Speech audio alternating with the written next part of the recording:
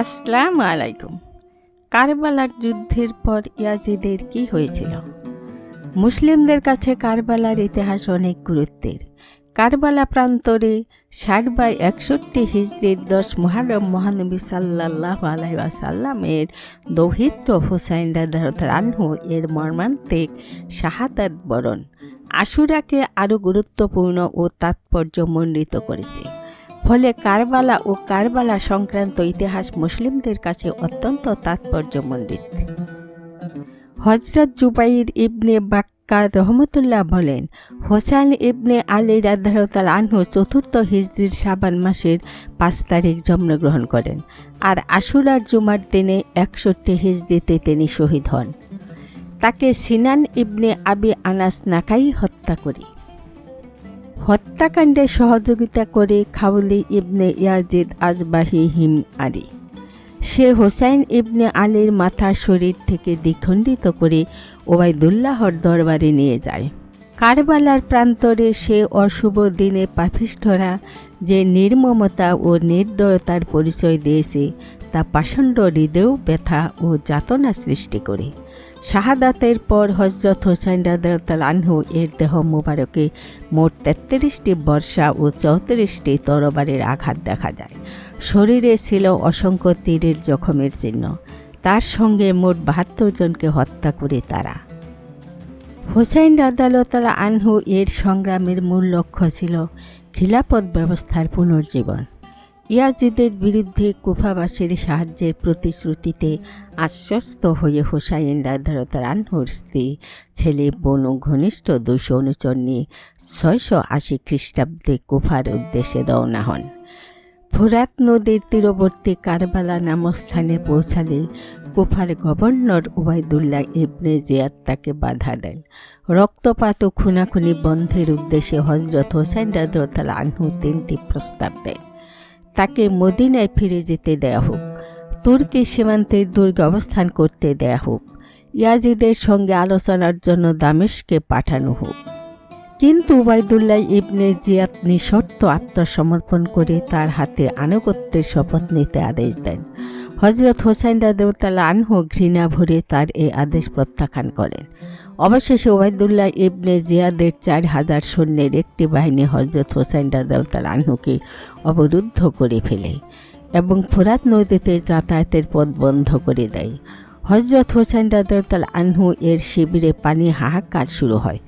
তিনি ইয়াজিদ বাহিনীর উদ্দেশ্যে প্রদত্ত ভাষণে বলেন, আমি যুদ্ধ করতে আসিনি, এমনকি ক্ষমতা দখল আমার উদ্দেশ্য নয়, খিলাফতের ঐতিহ্য পুনরুদ্ধার আমার ইচ্ছা।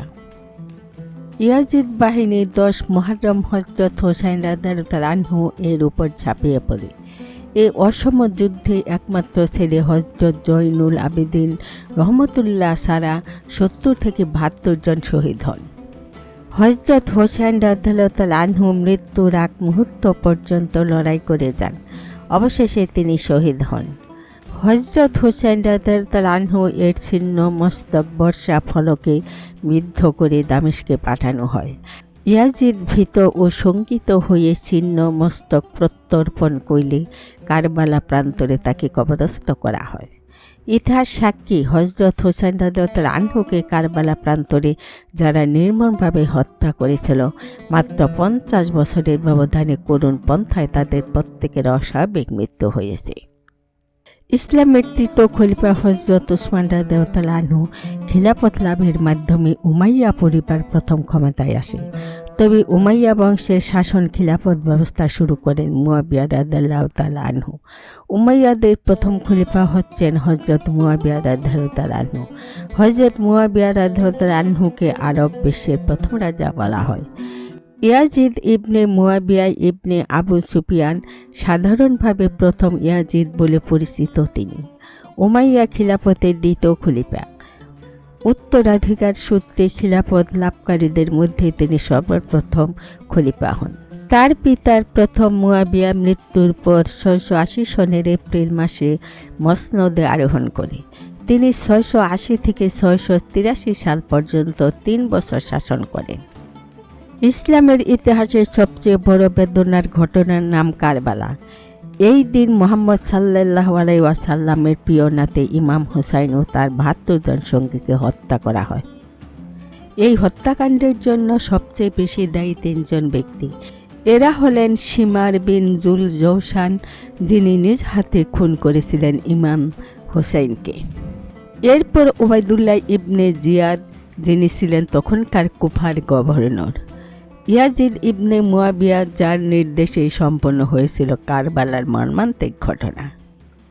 কিন্তু এমন জঘন্যতম হত্যাকাণ্ডের পর শেষ পরিণতি কী হয়েছিল এই ৩ ব্যক্তির?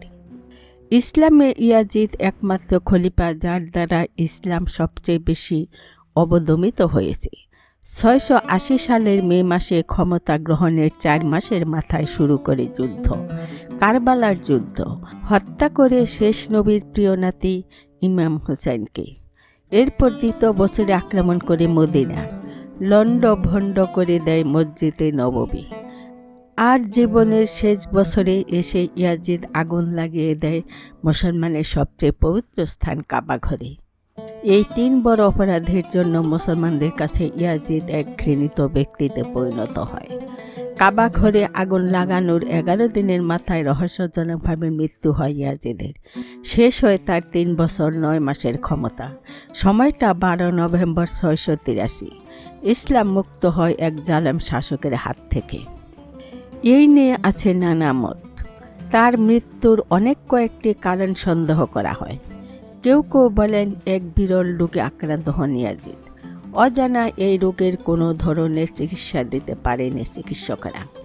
কেউ কেউ বলে এ সময় তিনি প্রচণ্ড পানির তৃষ্ণায় ভুগতেন, কিন্তু পানি দিলেই খেতে পারতেন না সেই পানি। এমনভাবে যন্ত্রণায় ছটফট করতে করতে পানির তৃষ্ণায় শেষ পর্যন্ত মারা যায় ইয়াজিদ। আবার অনেকে বলেন গোসলখানায় পড়ে গিয়ে মৃত্যুবরণ করেন ইয়াজিদ। মৃত্যুর পর অস্বাভাবিকভাবে তার পুরো শরীর কালো কুচকুচে হয়ে গিয়েছিল। আবার অনেকে বলেন ঘোড়া থেকে পড়ে মৃত্যু হয় ইয়াজিদের। ডাক্তারের পরামর্শে তার প্রিয় বানরকে নিয়ে শিকারে বের হয়েছিল ইয়াজিদ। হঠাৎ বানরটি হারিয়ে গেলে তাকে খুঁজতে এক গহীন পাহাড়ে গিয়ে পৌঁছায়। এমন সময় ঘোড়া থেকে পড়ে যায় ইয়াজিদ, কিন্তু ছুটন্ত ঘোড়া আর না থেমে আরও দ্রুত ছুটতে থাকে। তার শরীর ঘোড়ার সাথে বাঁধা থাকায় পাথরের আঘাতে মৃত্যুবরণ করে ইয়াজিদ।